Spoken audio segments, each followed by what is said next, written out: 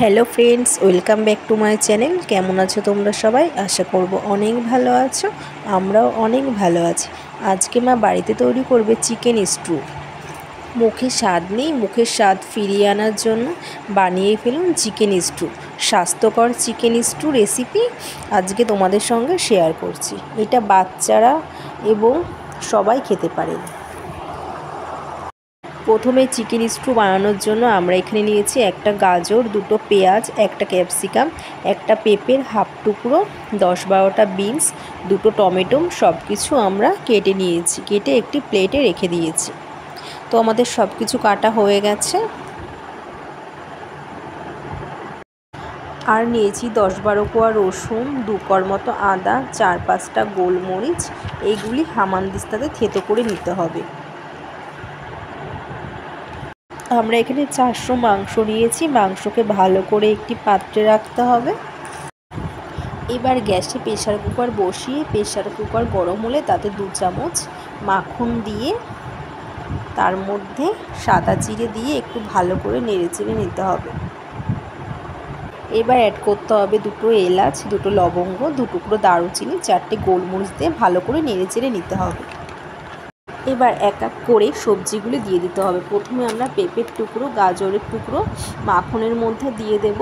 যেহেতু গাজর একটু শক্ত, এই জন্য গাজর আর পেঁপেগুলো আগে দিয়ে নিয়েছি। এবার ভালো করে একটু নেড়েচেড়ে নিতে হবে।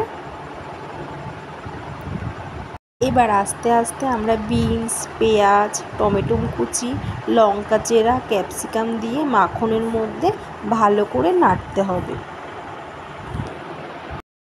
2 মিনিট ভালো করে নাড়িয়ে নিতে হবে। ভালো করে নেড়েচেড়ে নেওয়ার পর থেতো করে রাখা আদা, রসুন, গোলমরিচ বাটা ওই সবজির মধ্যে দিয়ে দিতে হবে। বারবার একটু নাড়াতে হবে।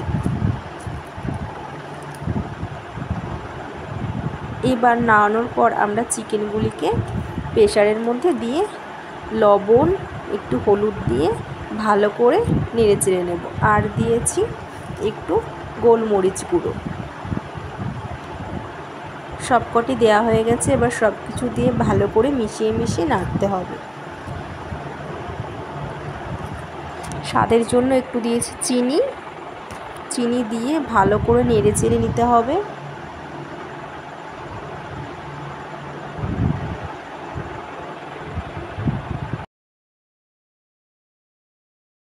এবার আমরা প্রেসারের মধ্যে জল দিয়ে দেব। এবার যে যেরকম স্টু খেতে পছন্দ করেন, ভালোবাসেন, সে সেরকমভাবে জল দেবেন। আমরা এখানে জল দিয়ে দিয়েছি। এবার 3টে সিটি দিয়ে নামিয়ে ফেলতে হবে চিকেন স্টু। তো তৈরি হয়ে গেছে আমাদের চিকেন স্টু। আপনারা এটা বাড়িতে বানিয়ে ফেলুন চিকেন স্টু। এটা খেলে মুখে রুচি আসে। বাচ্চা ও বড়দের জন্য খুবই উপকার, রোগীদের জন্য খুবই ভালো। তো কেমন হয়েছে বন্ধুরা আজকে আমাদের রেসিপিটা? যদি ভালো লেগে থাকে অবশ্যই লাইক, সাবস্ক্রাইব করে পাশে থাকবেন।